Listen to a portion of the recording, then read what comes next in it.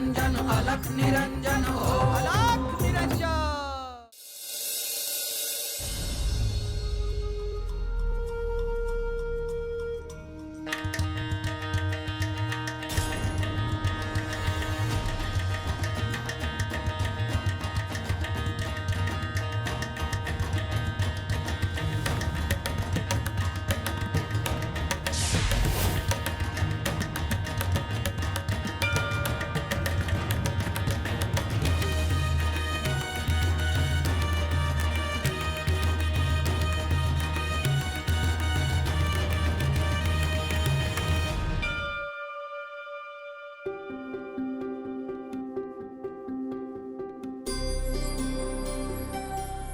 आदेश अलख निरंजन।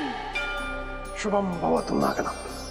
गुरुदेव, आपण सांगितल्याप्रमाणे मी योग निद्रेचा आधार घेऊन ज्योती स्वरूपात आपल्याला इथे भेटायला आलोय। नागनाथ, ज्योती स्वरूपात प्रवास करण्यात तू सफल झालेला आहेस। आम्हाला अतिशय आनंद झालाय नागनाथ। आता आपण त्वरित आकाश मार्गाने हिमालयाच्या दिशेने जाऊया। थेट हिमालय? गुरुदेव, घरातल्या लोकांना शंका येण्याआधी मला परत तिथे पोहोचावं लागेल। नागनाथ, ज्योती स्वरूपात वावरण्याचा काळ आणि देह स्वरूपात वावरण्याचा काळ यात प्रचंड फरक आहे। आपण ज्योती स्वरूपात काही क्षणात हे अंतर पार करू। ठीक आहे गुरुदेव, पण आपण सूर्योदय होण्यापूर्वी परत येऊ ना, कारण माझं शरीर मी एका बंदिस्त खोलीत ठेवलं आहे। अडचण काही येणार नाही, पण उशीर झाला तर घरचे काळजी करतील। आपण त्याआधीच पुन्हा परत येऊ, काळजी करू नको। चला।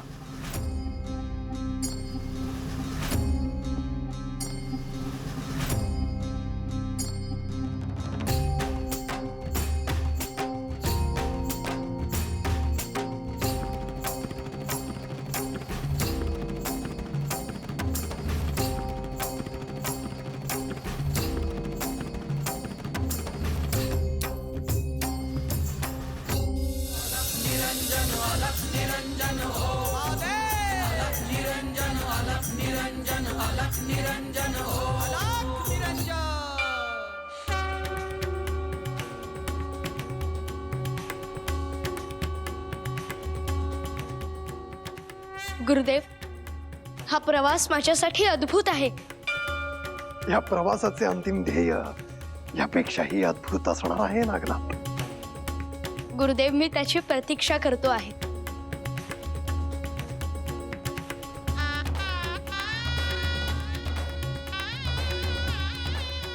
गुरुदेव, ही कोणती नदी आहे? नागनाथ, ती गंगामाई आहे। गंगामाईचं दर्शन घे। आपल्या परंपरेमध्ये तिचं पवित्र स्थान आहे।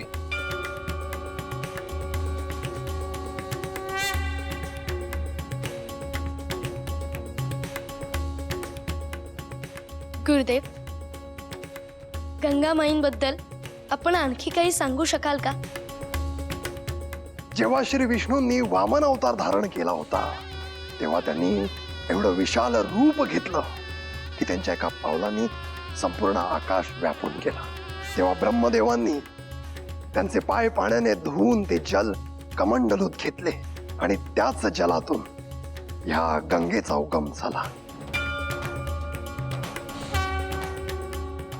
आणि म्हणूनच नागनाथ, गंगेचं जल इतकं पवित्र आहे। म्हणून गंगेत स्नान केल्यावर मनुष्याच्या पापाचं निर्मूलन होतं अशी धारणा आहे। या प्रवासात मला अमूल्य असे ज्ञान मिळत आहे।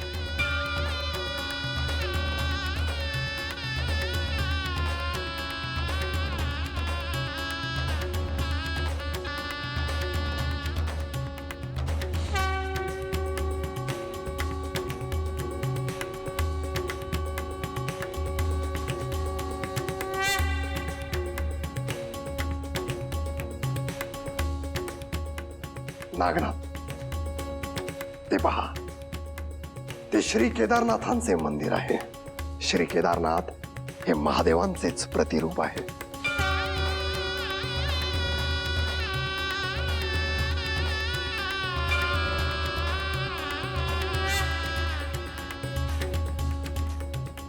नागनाथ, हे स्वयंभू शिवलिंग आहे.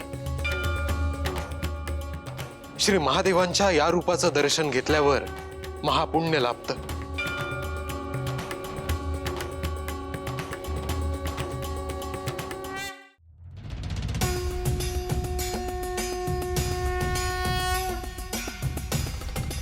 आता ते पहा नागनाथ, ते बद्रीनाथांचे पवित्र स्थान आहे.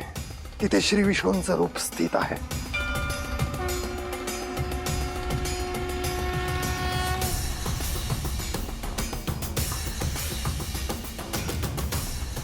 नागनाथ, या स्थानाचं दर्शन घेतल्यावर साऱ्या ब्रह्मांडाचं दर्शन घेतल्यासारखं आहे. आता इथून पुढे आपण कुठे निघालो आहोत गुरुदेव? आम्ही तुला सप्तर्षींकडे घेऊन चाललो आहोत नागनाथ, अशी गुरुदेवांची आज्ञा आहे. या संपूर्ण विश्वाचे संचलन कसे चालते याबद्दलचे गूढ तुला आता समजणार आहे. यातून तुला अपार ज्ञान प्राप्त होईल. जे विश्व भौतिक देहाला दिसत नाही अशा अदृश्य विश्वाची ओळख तुला होणार आहे. नागनाथ, सप्तर्षी तुला काही प्रश्न विचारतील. त्या प्रश्नांची तुला आता उत्तर द्यायची आहेत. कोणते प्रश्न गुरुदेव? तू आजवर मिळवलेल्या ज्ञानाची ती एक प्रकारे परीक्षाच असणार आहे. लक्षात ठेव नागनाथ, तुझ्यासाठी हा क्षण खूप मोठा आहे. तू सिद्धत्वाच्या आणखी जवळ जाणार आहेस.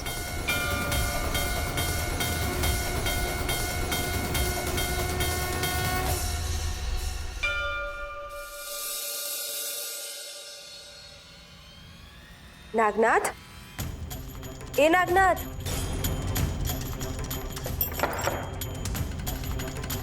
नागनाथ. अगो बाई, हा अजून झोपलाय वाटतं. ह्या वेळेला तो उठायला पाहिजे होता. आज इतका वेळ कसा काय झोपलाय हा? अहो, ऐकलत का?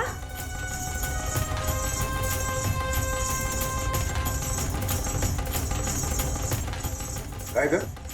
काय झालं? अहो, नागनाथ अजून उठला नाही. अगं मग झोपू दे की. तुझं काय काम आणलंय त्याच्यापाशी? अहो, रोज सारखी उठवायला आले, काही अडलं नाही. झोपू दे. काल नाथांना भेटून आलाय.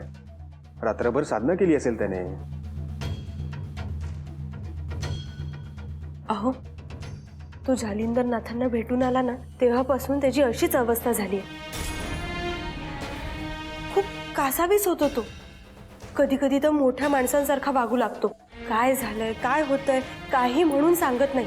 खाण्यापिण्याचंही भान नसतं. त्याचा त्रास करून घेऊ नको सुरादेवी. उलट स्वतःला भाग्यवान समज. इतर 4 सभांसारखा तुझा मुलगा नाहीये. इतक्या लहान वयामध्ये तो खूप काही मिळू पाहतोय. त्याच्यामुळे आपल्याला किती गोष्टी कळाल्या, किती ज्ञान मिळालं.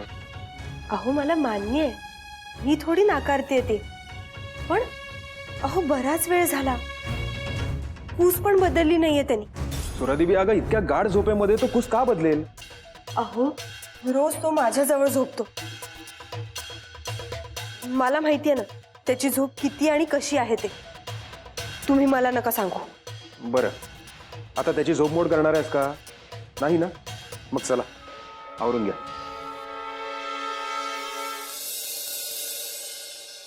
जीवन म्हणजे काय? ऋषीवर, मला अजून खूप काही शिकायचं आहे. तरीही मी माझ्या कुवतीनुसार उत्तर देण्याचा प्रयत्न करतो. जीवन म्हणजे नदीचा प्रवाह आहे.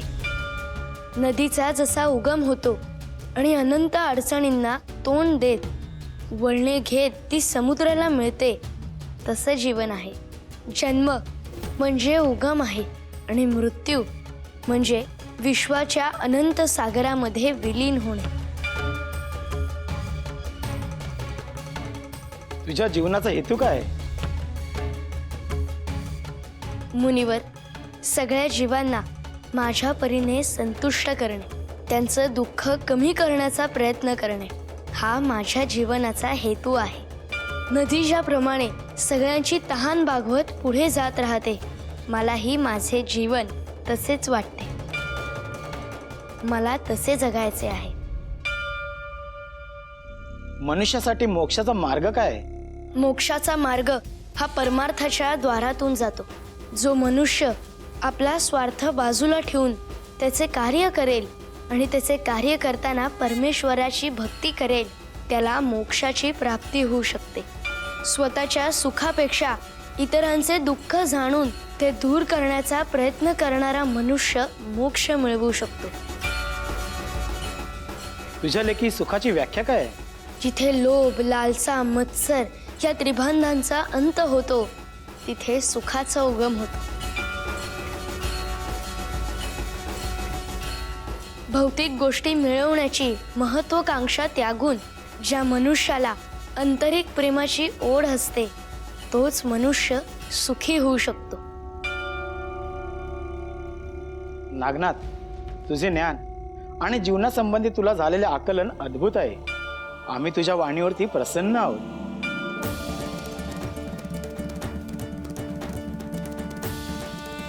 तथास्तु.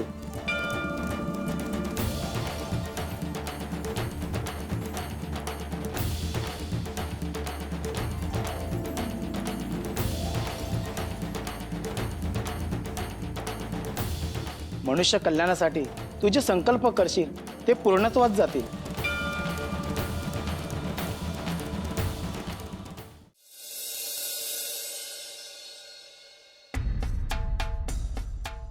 नागनाथ, ए नागनाथ, बाळा उठला नाहीस का रे अजून?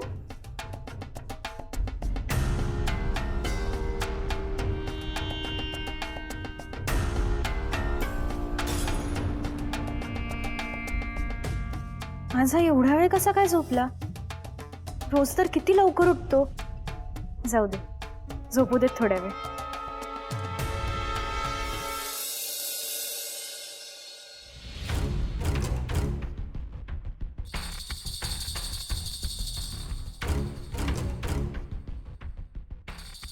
अहो, उठला का हो नागनाथ? हा, उठला नाही का अजून? अहो, मलाच काय विचारताय? दरवाजा बंद आहे अजून, म्हणजे नाही उठलाय तो. अरे देवा, आता तर हद्दच झाली. पण असं कधी होत नाही. आज काय झालं याला?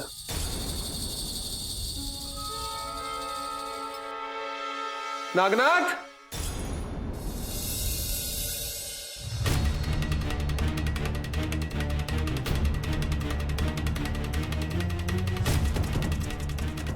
अगं बाई, अहो अजून झोपलाय हा. अहो, पूस सुद्धा बदलली नाहीये त्यांनी, अजून पण तसाच झोपलाय.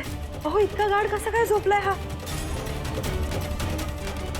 नागनाथ, ए नागनाथ. अरे देवा, ताई हा अजून उठला नाहीच आहे का? नागनाथ, ए बाळा. नागनाथ, ए नागनाथ.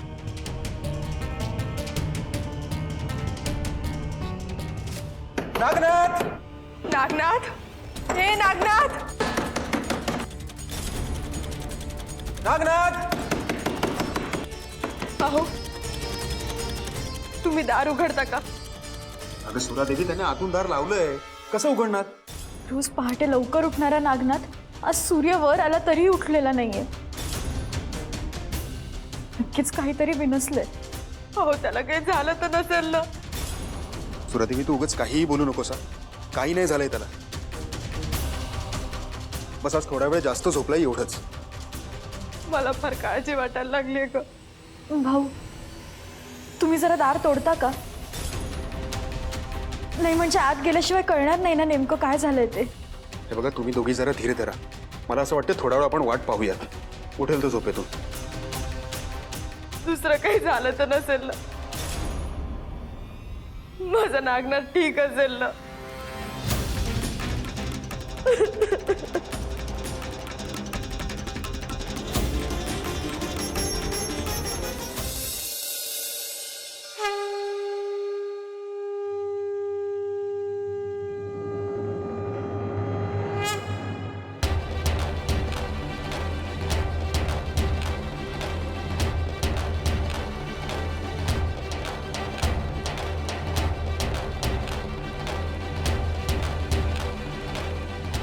गुरुदेव, आपले आभार कसे मानावे हेच कळत नाहीये. आज आपल्यामुळे हे अविस्मरणीय क्षण मला अनुभवायला मिळाले. नागनाथ, ही श्री दत्तगुरूंची कृपा आहे. त्यांची अशी इच्छा होती की तुला हे सगळं पाहायला मिळावं. खरंच अद्भुत होतं हे सगळं. नागनाथ, आता तुला कळलं असेल की या सगळ्या भौतिक जगाच्या पलीकडे एक दिव्य असं जग आहे आणि ते कठोर साधना केल्याशिवाय आपल्याला दिसू शकत नाही. हो गुरुदेव, आज जे ज्ञान मला मिळाले ते माझ्यासाठी नवीन होते. तुला जे ज्ञान मिळालं आहे त्याचं महत्व तुला येणाऱ्या काळात कळेलच.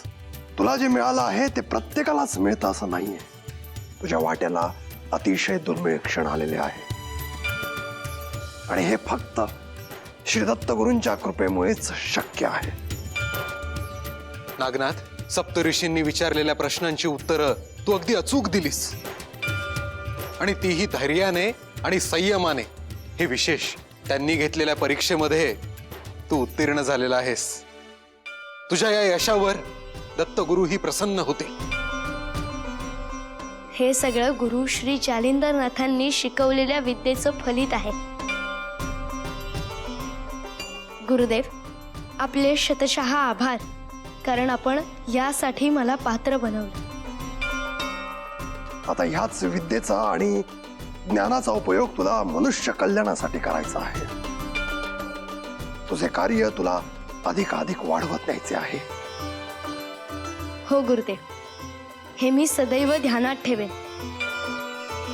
नागनाथ, मला आता वाटतं की तू निघायला हवं. तुला घरी वेळेत पोहोचावं लागेल. घरच्यांना काही कळायच्या आत तुला तुझ्या शरीरात प्रवेश करायचा आहे. हो गुरुदेव, आपली आज्ञा असावी. शुभम भवतु.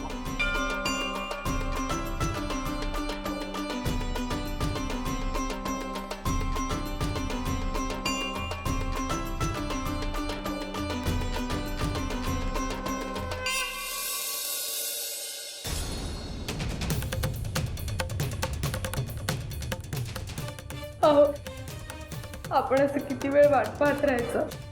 तुम्ही करा ना काहीतरी. हो भाऊ, मलाही असं वाटतं वाट पाहणं आता खूप झालं. नक्कीच काहीतरी गडबड आहे. आपला नागनाथ असं इतका वेळ झोपूच शकत नाही. ठीक आहे, मी दरवाजा तोडतो. हो चालेल, चला.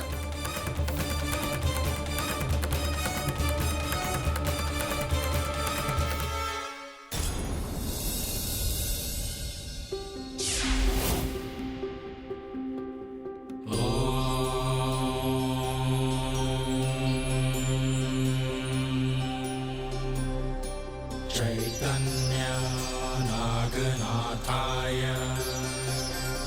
नमो नमः.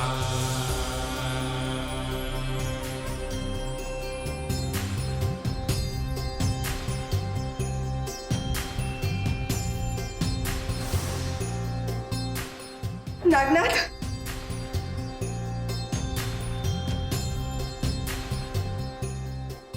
नागनाथ, बाळा, बरा आहेस ना तू? हो आई, मला काय झालंय? अरे बाळा, तू आज एवढा वेळ कसा झोपला होतास? अरे आम्ही किती वेळ दरवाजा वाजवत होतो, तू उठतच नव्हतास. बाबा, मी योग निद्रेत होतो.